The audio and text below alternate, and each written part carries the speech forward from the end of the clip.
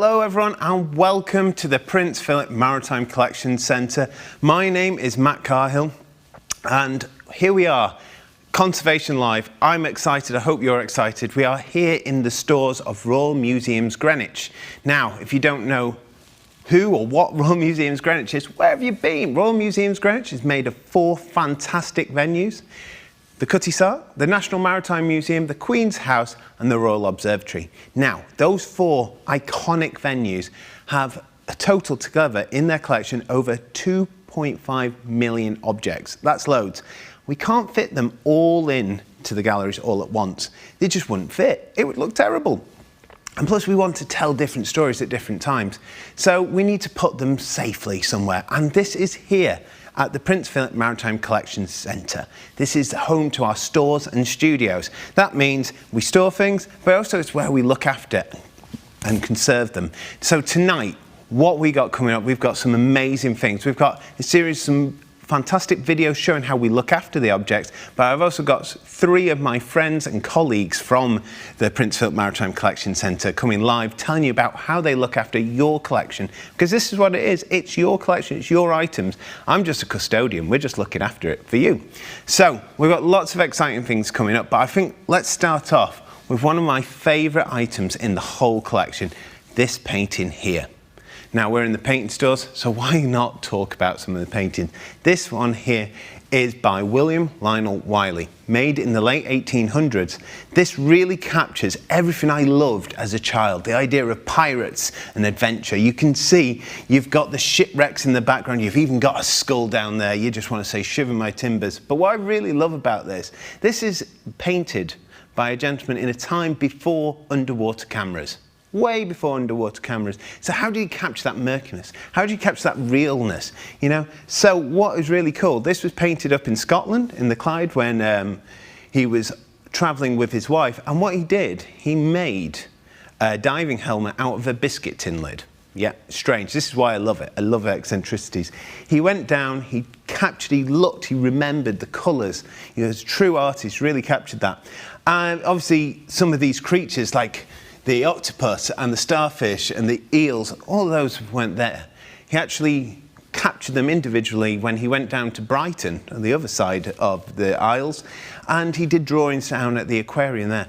This is such an amazing piece, and this is in our stores. We have thousands and thousands, and we're going to find out more about not just the paintings in our collection, but some of the other special items. We've got coming up a video which I made just for you guys a little bit earlier, and in it you're going to see that it's not just these grand paintings by these grand master painters. We've got some weird and wonderful items in our store. So I think I want you to see that, and then we'll go and join my friends and colleagues to find out a little bit more about this amazing space. Please enjoy this video while I've just put this away.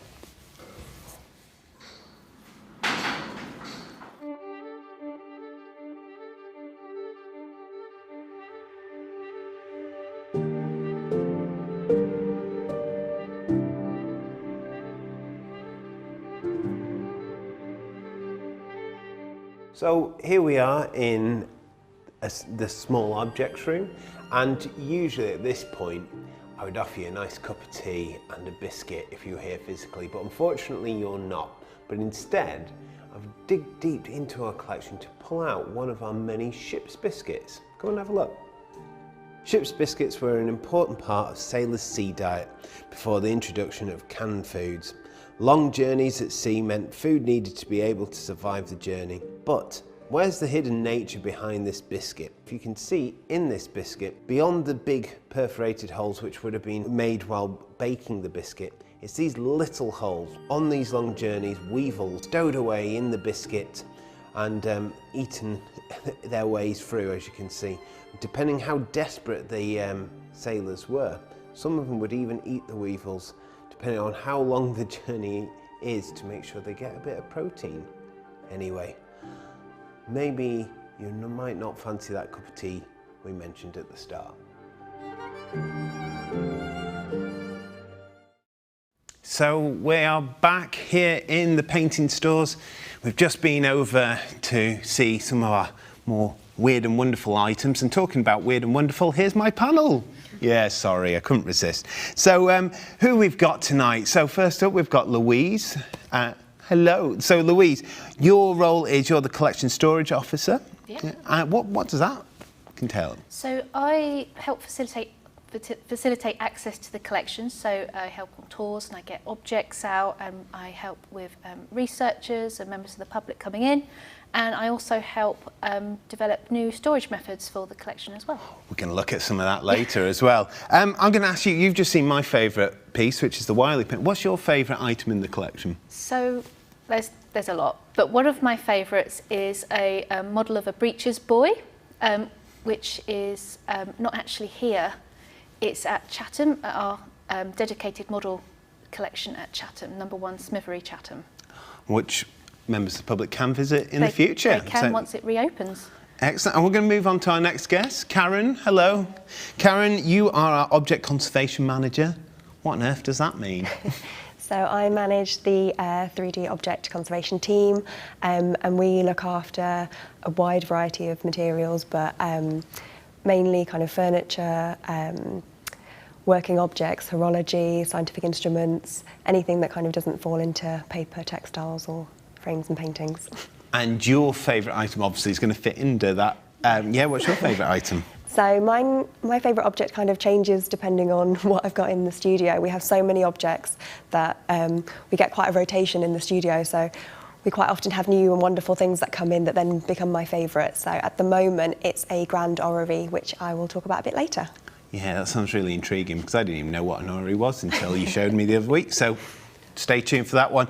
And last but not least, we've got Daniel Martin, Head of Collection Services. Hi, Matt. Why are you here tonight? That's a great question.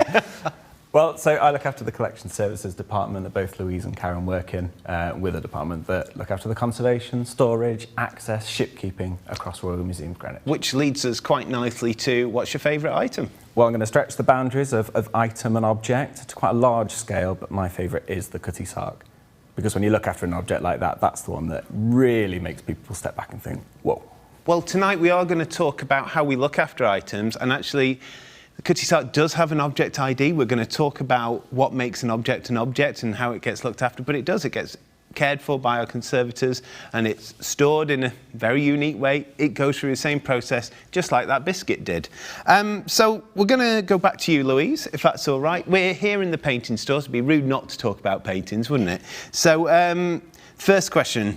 There's so much stuff in this room, so much stuff. How on earth, if I wanted to find a specific painting, how would I locate it?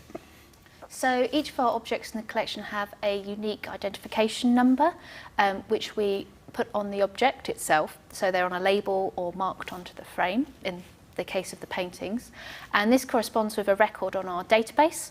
So we can find anything in the collection just by at our desks by going on the computer, and members of the public can find objects on collections online using these numbers as well, and they can even see what's in the galleries and what's in the stores, what's on display or not. The cool thing about collections online, which we'll talk about later, is that you see something online, you can come and visit. You know, we are, you know, as of next week, we're going to be accessible, and you see something online, come and visit. It's brilliant, and you know, a lot of museums haven't always had that opportunity. It's so cool.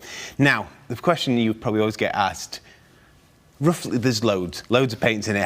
How many roughly do we have? So there is just under 4,000 paintings in the collection as a whole across all the museum and all the museum sites. But in this room in particular, there's just over 2,500.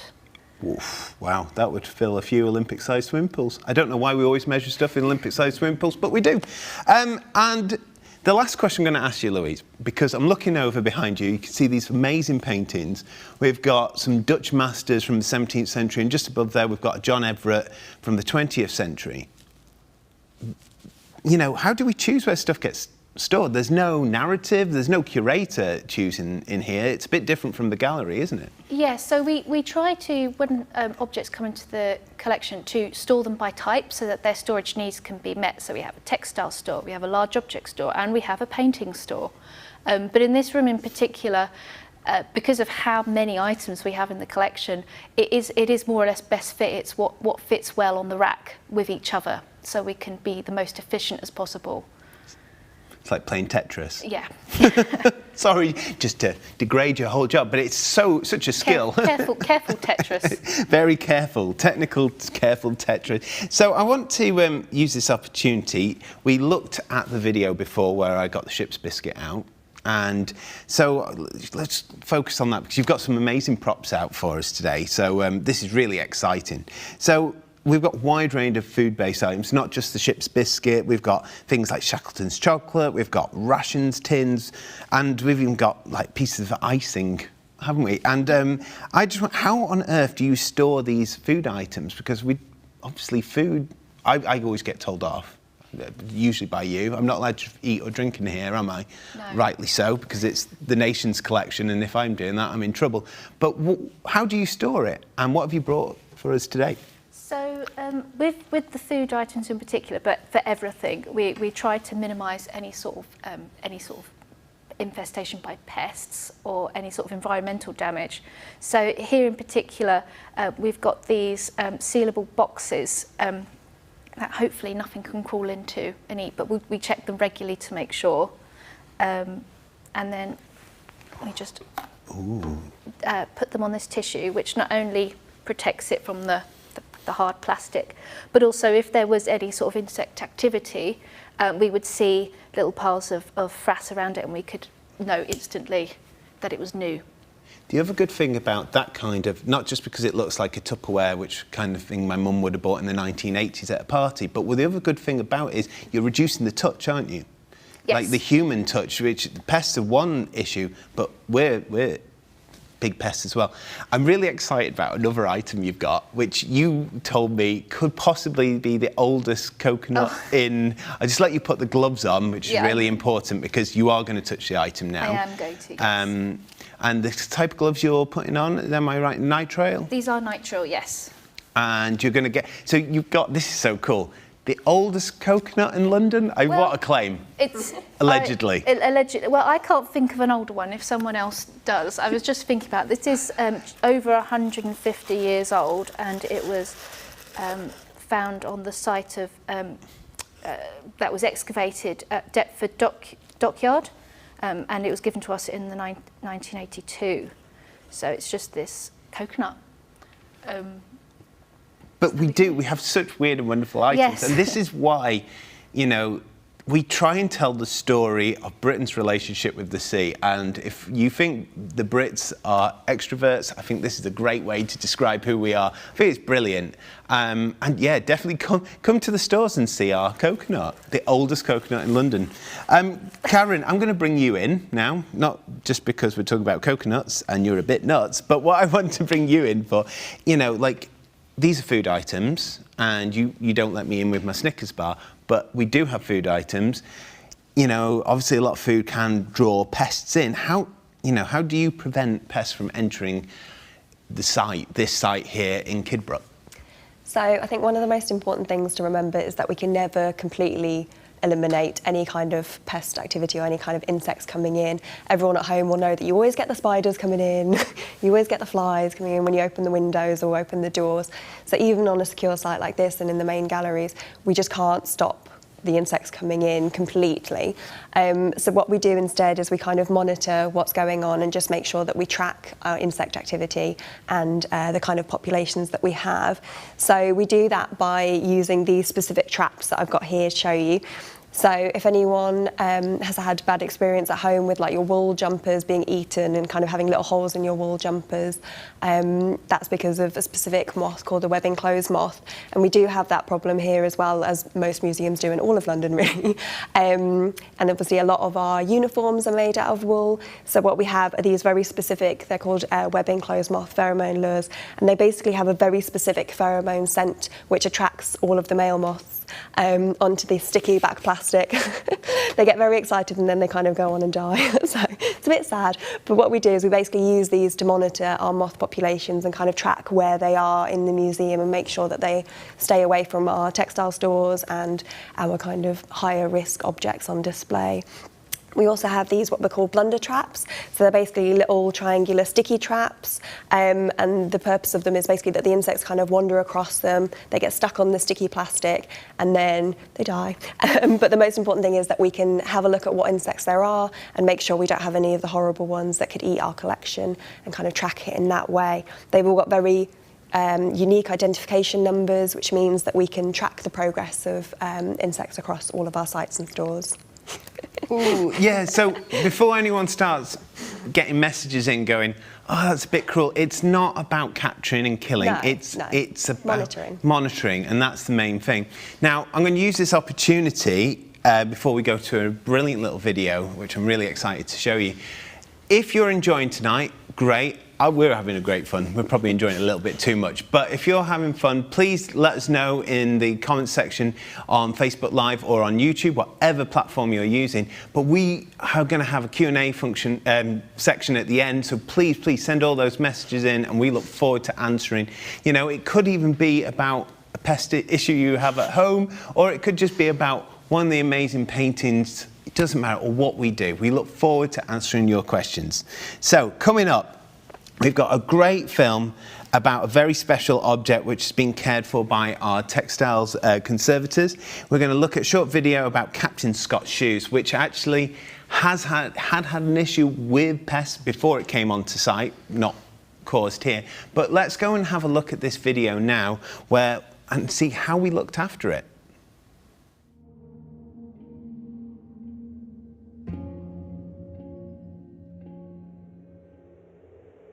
Scott has worn these overshoes on his final expedition to the Antarctic, and they were found on his body in 1912. So they have a very sad story. It is made of sealskin that they would have hunted on their journey. It also has parts made of fabric, probably linen, on the sides. It has leather straps, metal buckles, and parts of the sole are made of wood. With relics, the treatment is really focusing on stabilizing the objects physically. We try to intervene with the materials as little as possible. The overshoes didn't need a lot of conservation treatment. They did need cleaning because they had been infested very badly by moth. So you can see that the hair from the sealskin is actually gone in a really large area. There are just some small remains. Following on from the cleaning treatment, I did do a little bit of stitch support treatment to support the fabric sides of the shoes. However, because it is considered a relic, in the treatment I try to avoid stitching into the object, so all the stitching that I have done goes around the fragments, so it is very minimally invasive. I think you can't avoid thinking about the story, and it does bring it much closer to you. The story has made a bigger impact on me just because I was in close contact with the shoes. And welcome back here at the Prince Philip Maritime Collection Centre. My name is Matt Carhill. Thank you for being with us tonight. It's really exciting. We're kind of getting you all excited for next week, because next week museums open again, and I can't wait. I really can't wait. Museums tell us about our nation. It tells us about who we are as people. It tells stories. It challenges, it challenges us people to know about who we are and question. And that's what they're for. And we open next week. And we just want to get you all excited by taking you behind the scenes. And here we are in the painting stores. Now, we're still with my friends. You are my friends. You haven't fallen out with me yet. No, brilliant. So I've got Karen up. And Karen, you're one of our conservators. And I just want to go, so we've just looked at a video working on Captain Scott's shoes, and that was a range of materials in there, but it was mainly textiles. But you really interesting kind of objects you work with. What are the range of materials you work with? So I think the best example of the range of materials is the Grand Orrery, which is my favourite object at the moment. And as you'll see hopefully from the image that's coming up, it's got a wide range of materials. So you've got the kind of furniture aspect at the bottom, which has got the table, and then the actual Grand Orrery itself. You've got a lot of metal elements. It's actually got a working clock which drives a movement to kind of move all the planets and the orrery elements. It's got a paper globe, it's got ivory planets, it's basically got every material that you could possibly imagine, apart from textile, into one object. So that's why these kind of objects are quite interesting, because there's a lot of conflict between materials and a lot of different treatments that we do to the different materials, and kind of all bundled into one. And especially with something like that, with working parts, it's really tricky, isn't it? Yeah, so working parts and working objects like clocks and orreries, and we've got engines and things like that. They're very difficult because they kind of wear themselves when they are running, so we have to be very careful not to overwork our objects and also to take care of them when they do break, because they will start wearing against different parts of the clock movement and things like that. So we have to keep an eye on them and make sure that they're well maintained, oiled. Especially when someone probably you can't even get the parts for them anymore, you know. No, exactly. Don't think there's an orrery repair shop, but you know. We do that. Yeah, you are the orrery repair shop. So the other thing is, during lockdown, we've all found it really difficult. It's been very strange. Some of us have been working from home. Some of you may have even seen our online tours and talks with my good self here in the painting store. But we haven't actually, this is probably the most people we've had in one room. As you can see, we're socially distant, but it's been really hard. But, you know, some of us are safely working from home, but the collection can't be left. No. It really can't. And we're opening up after months and months of being shut. But, you know, I want to know you specifically, what have you been doing to make sure the items are being safe, not just here at the stores over in Kidbrooke, but also at the museums? So myself and the preventive conservator have been doing what we call gallery tours or gallery visits every couple of weeks. So in order to protect the objects, because a lot of our objects are fade and are deteriorated in the presence of light, what we did was we turned off during each lockdown quite a lot of the lighting, so that all of our galleries were pitch black. So myself and Maria would kind of wander around with a big torch in the dark, having a look at all of the objects and just making sure that they're all still safe, and obviously keeping control of the environmental systems as well. But they're dark and quiet. That's because obviously a lot of these items are, you know, vulnerable to UV, just like humans are. You know, we put our sunglasses on, our sun cream, obviously we turn the light off and shut the windows. Just like in here, there is no light. It's obviously like being in the bunker. I'm like a little mole man living in here, honestly. But you were telling us before, sorry. Tell us the funny story. You were walking around the stores and one of the exhibits did something? So one of our interactive sounds in one of the galleries is very loud when it's dark, and it's motion censored. So both myself and Maria have had quite a few scares because we're walking around the galleries in the dark with our torches. But there's one space in Traders Gallery next to a big ship model, and as soon as you get up to it in the dark, the sound comes on really loud, and it scared both of us every single time. Even though we know it's there, every time we walk around in the dark, it's just one of those things that you forget and it scares you. So yeah, they stayed on, unfortunately. If you've got any questions tonight, please send them in. We want to know what your thoughts are. What are you looking forward to seeing most when you come back into the museums? This is your chance for your voice as well. Not just ask us questions. Please tell us stuff as well. Like, you know, are you looking forward to getting on to Cutty Sark? Do you want to see Miss Britain again? Do you just want to have a cup of tea with your friends and family and drop the kids off on the Great Map? Just let us know, please. We'd love to hear from you. Now, I've got one last question.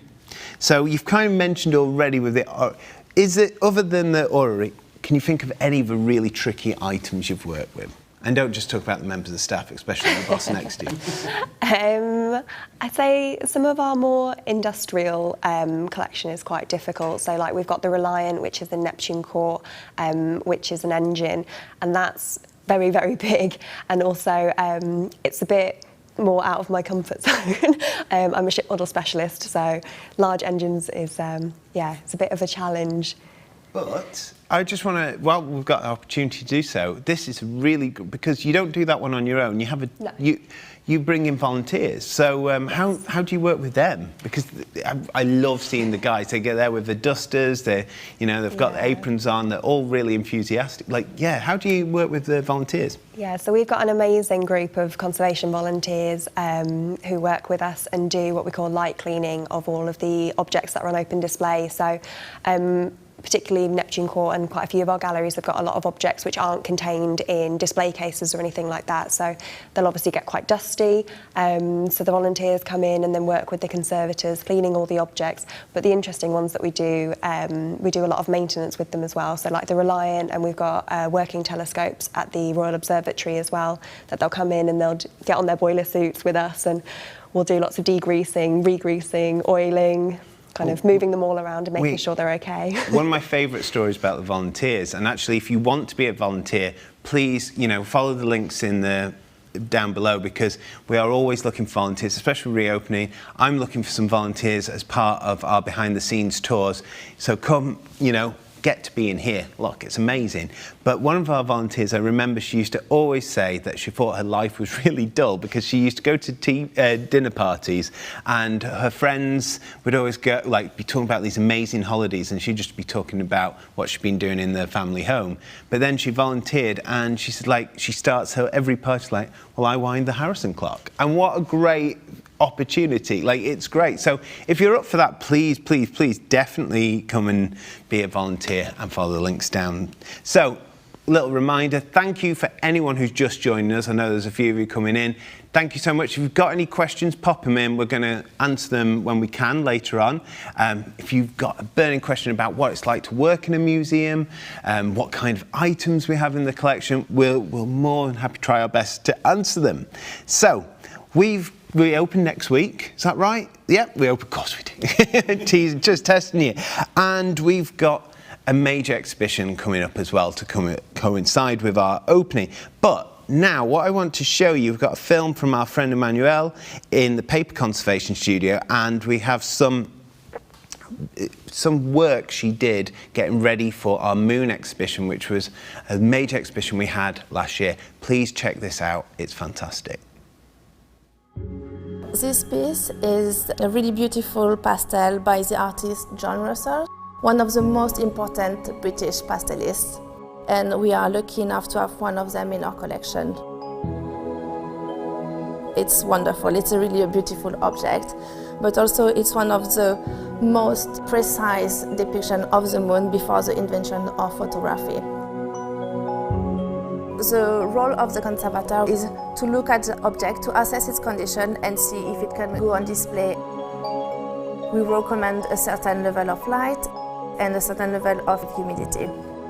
So I'm doing a close examination of the pastel. The microscope allows us to have a very thorough examination of the object and of the surface. It's a very challenging object because it's very fragile. The pigment is so loosely attached to the support that we have to work with it face up. We can see media has been a bit scratched. This is the kind of things we're looking at. It is quite uneven and there is some tears as well. Pastel is very sensitive to environmental changes and something that is very prone to mold contamination. So we need to think about all of this before carrying the conservation treatment, the mounting and the framing. We created an enclosure within the frame that will buffer the environmental changes when it will be transported to the main museum. We will place inside the frame some adsorb, which will help us control the environment within the frame. It's quite incredible to have something so fragile survive so many years. What I like about doing this is having direct access to the materiality of the object. Often we see the image and what it represents, but I really enjoy looking at it and trying to understand how it has been made in the past.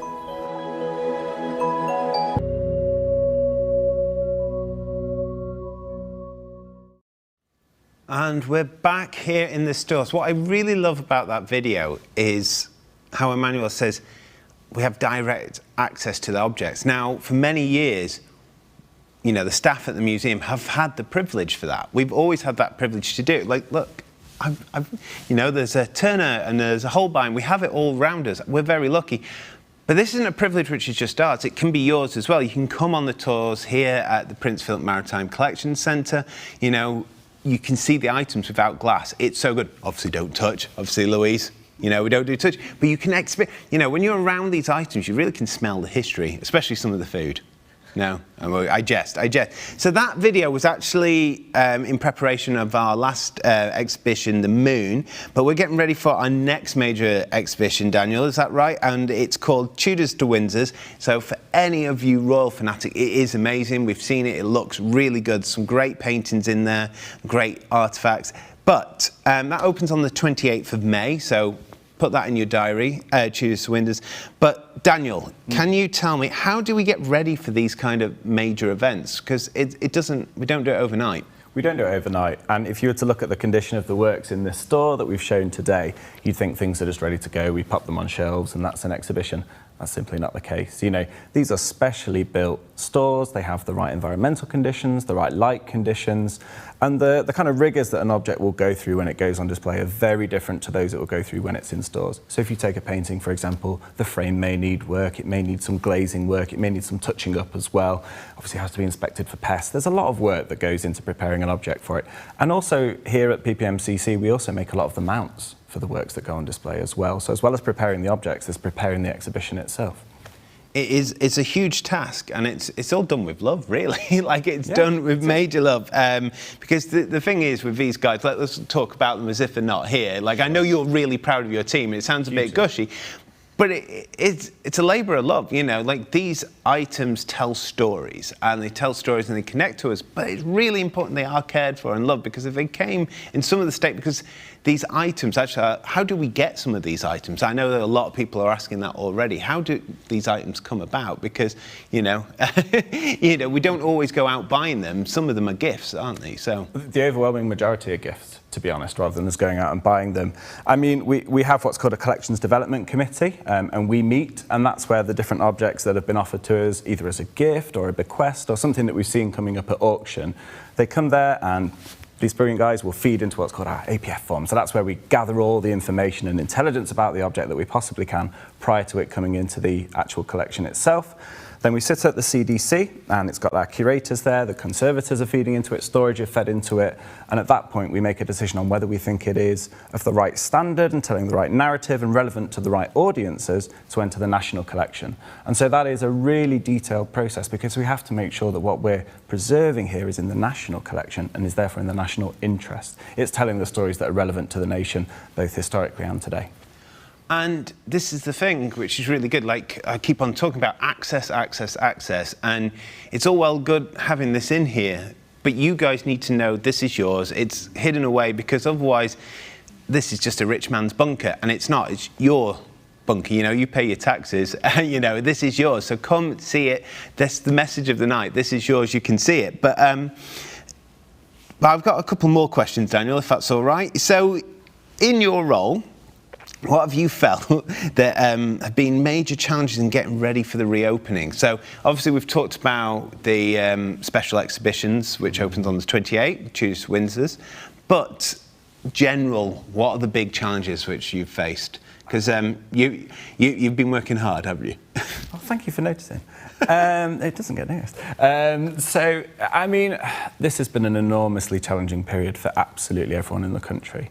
But the thing about my role is that the main responsibility I have is to these brilliant people who work in the team, genuinely. So I look after them so that they can look after these collections. And so safeguarding our staff over the last 12 months in order to look after those collections has been the single biggest challenge. You know, we have this facility here. We've had to work out how to work safely in our studios, how to work safely in our office, how to work safely in our stores. We wanted to make sure there was a big programme. We wanted to make sure that people still had access to our collections and narratives. And all of that was a complete change to the way we were functioning up until March of last year. So we've had to completely change what we do. We had to do that kind of preventive conservation throughout this period. And now we're having to remobilise to get ready to accept everyone back onto site, because that's what we want. We want to see the museum full again. We want to see PPMCC full of people exploring the national collection. It's really exciting, but I would say the biggest challenge is making sure that everyone has been safe, everyone's felt supported in order to do the work that they can to make sure that these amazing collections are ready to go. Spot on, because this is the one thing. People think it's just about the objects. The people come first. It's people. And if there was no one in this country, there's no point in having these objects. So it's chicken and egg, and yeah. Last question before we've got another brilliant video. I really like the next video. I like them all, but the next one's really interesting. For those who can't go to the museum, because we're there going, come, come, come. I know that we are live on YouTube, we're on Facebook, we're on it all tonight. I don't know, we're on everything. But what's really cool about it, we don't know where you are. So actually, if you want to tell us where you're calling from tonight, please let us know. Are you from in Britain? Are you abroad? You know, because actually, this is the really cool thing. What we've learned during lockdown, what we've learned a lot is that, yes, we've been talking about this is Britain's collection, but it's not. Because a lot of the way Britain has been over the years, you know, it's infiltrated in the world. So it's your collection, no matter where you're from. So that question, obviously, international visitors may not be able to come over as quickly as they like because we're trying to keep everyone safe, rightly so. But how can they access the collection? So, I mean, you're quite right. I mean, ultimately, the National Maritime Museum, that's the kind of museum at the heart of this. And Britain's maritime history is global history, so we want people from around the world to access it. So those people who've joined us tonight on our various platforms, they found one way that they can do it, and that's fantastic. If people want to learn a little bit more about the collections themselves, maybe do a little bit more interrogation on an object level, then they can use our collections online facility. So if they go to rmg.co.uk, they can get to collections online through there, and they can really start to get through it there. I'd also advise they look at our programming, because obviously just going through the object is one way to get to it. Perhaps there's a program that presents a different perspective on the objects that might be a different way of thinking about collections. So maybe that's a more interesting way into the collection for you, because I think we all appreciate working in museums that just the objects themselves can be a bit abstract sometimes. Yeah. So, you know, if we can apply a human narrative or a fresh perspective on that, what an exciting way to find out something new. So true. And the one thing I really like about the collections online, just to go back to that for a minute, is the fact that you can curate your own collection. You can. And that's really cool, because it's all well and good going to the museum, because that's a story our curators have told. And they are great, and they're educated, and they're researchers, and they tell a really good story.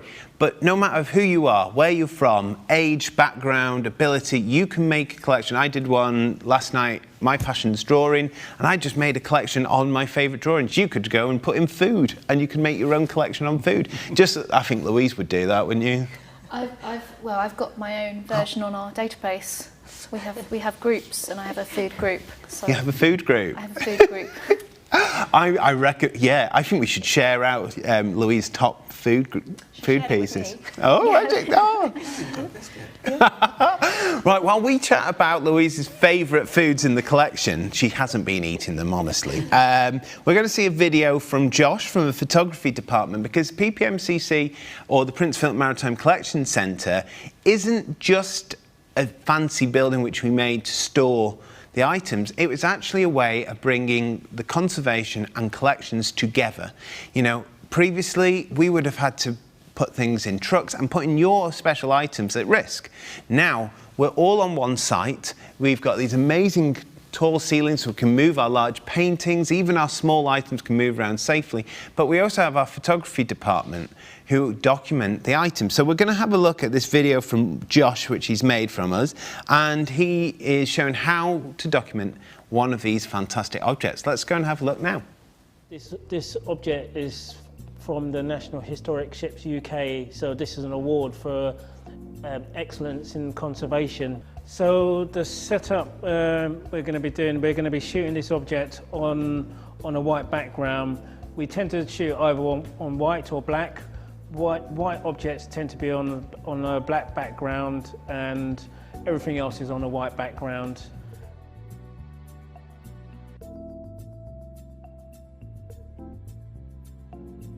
And so this is the final result, which I'm quite happy with. As you can see, the brass plate is coming through, it's very clear, and there's no reflections, as you can see. Yeah, so I'm really happy with that. We document quite a large range of objects at PPMCC. They may range from quite large objects, which are like ship models, to oil paintings, to manuscripts, even cannons. So it's quite a massive range.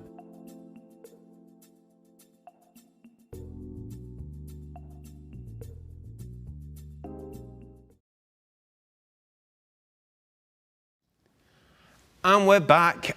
We've got lots of questions coming in. Thank you so much. Thank you for joining us. We've really enjoyed it. I really enjoy the fact that so many rich and exciting questions coming in.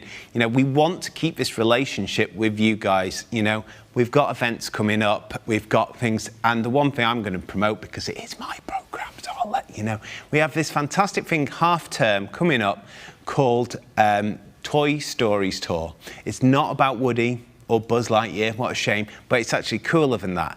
We are doing our first COVID-friendly, COVID-safe tours on site here at the Prince Philip Maritime Collection Centre during half term. You can come with your family or your bubble, your support bubble of 6 people. It's a very small fee for that amount, but you'll get your own private tour.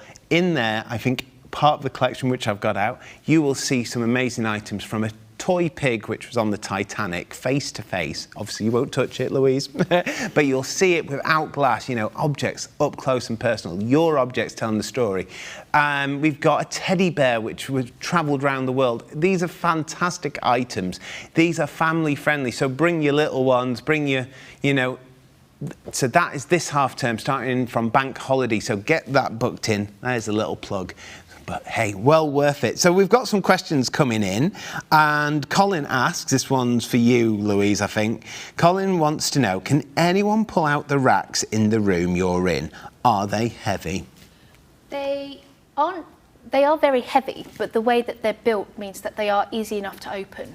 But we do limit the opening of the racks to storage and to storage staff and other relevant members of staff who have access to it, simply because some of them are quite, you have to be careful with vibration, so you have to open at a specific pace, and just for object care really, to make sure nothing goes wrong. Well, we're all trained.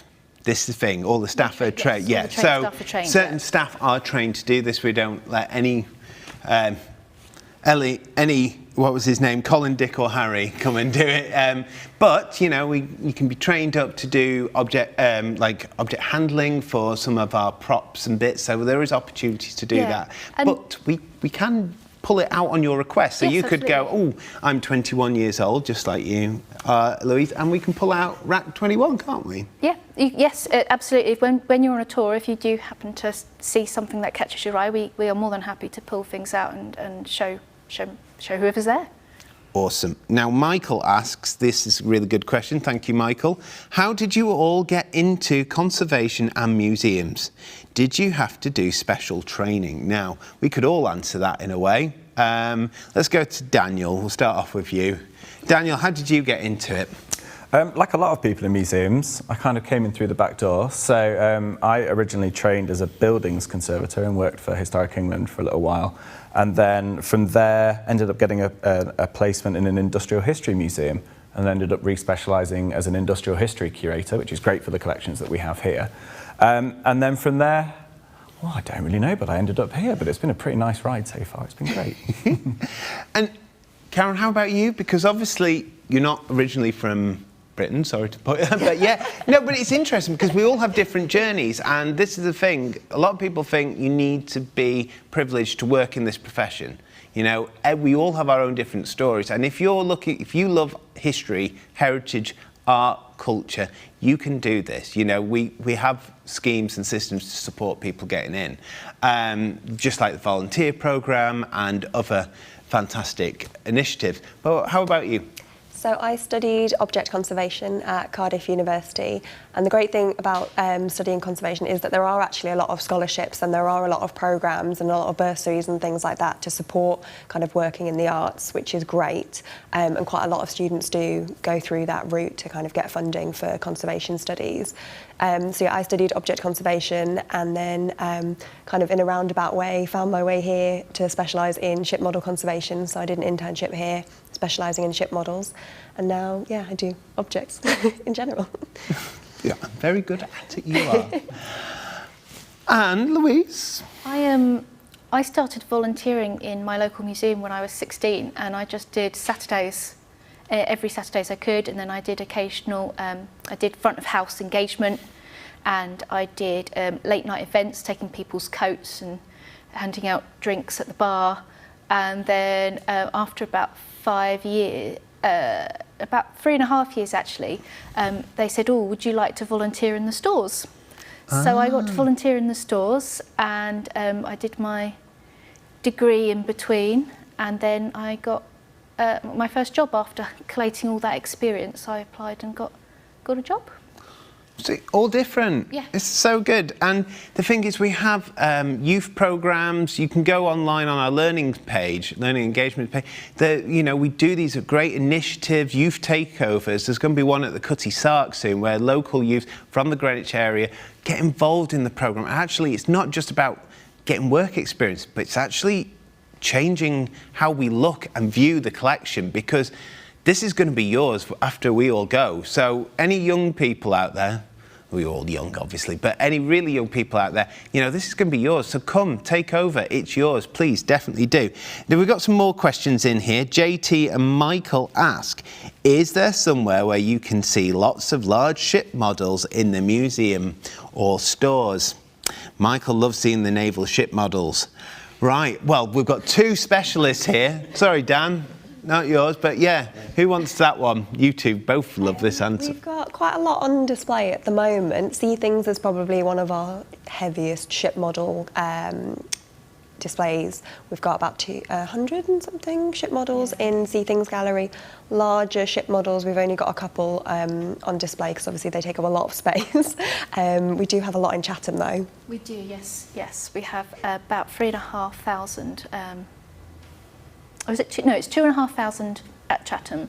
We have about 3.5 just over in the collection. Yeah. So yeah, the bulk of them are at Chatham. So we'll open up Chatham in the future, so you'll be able to access that. We also have some here, some of our larger items, so at the Prince Philip Maritime Collection Centre, when we start doing our behind the scenes tours, we'll have them, and also some of our online tours. We've done some amazing ones with our curator, Simon, and Simon loves talking about, so we'll do some more of them because with demand they seem to be our most popular. So big hello to all our ship model fanatics. So loads of questions. I'm trying to get through them all. This is so cool. Naomi wants to know, will you be able to receive researchers soon to view objects in the store? We are hoping to begin to have researchers back into the store. If you email our collections access address, we can see when we can start booking people in. So if you email us, we'll let you know when you can come in. Another way to access. It's so good. Right, shall we try and sneak another one in? I'm going to, Dan, you've been a bit quiet because we've had a bit of loving with the ship models. This is where you want to be anyway. Yeah. Someone wants to know, how do you look after something as big as the Cutty Sark? It's a good question, and with tremendous difficulty, because it's not where it's supposed to be, suspended over a dry dock. So we're very lucky. We have a dedicated and brilliant shipkeeping team within the department. They're in the same team that Karen's in. And they work tirelessly to look after the Cutty Sark in terms of maintaining it, any conservation that needs doing, but also it's a fully rigged ship, which is an extra layer of complication. So we also work with an external rigging specialist company to maintain and replace the rigging as we need to do. But we're also trying to improve the ship all the time. We're also trying to ensure that it's got as much historical significance as it can do, making sure the materials that are used are right. So there's a lot of research that goes into that as well. So we have dedicated curators working on it too. I mean, for something that's static and doesn't look like it's moved in sort of 100 years, it's an endless process. It never really stops. It's a ship with a history who just likes to move and be fast, so it's going to be a challenge, isn't it? Yeah, it's desperate to get back in the water. OK, I'm going to try and sneak in two more. I might answer one, if that's OK. So do you have... so Sarah says, looking forward to visiting again, so thank you for coming, Sarah. Do you have any objects that visitors can handle in the collection? So, obviously, we can't come in here touching in here, but in the learning department, we do. That's my role. I'm the learning and collections manager. So we have, especially for children and adults, and actually going back to what we were saying before, this this isn't just a site for researchers, it's a site for local communities as well. We have a session called the Century Social Club. It runs every Friday. It's absolutely amazing.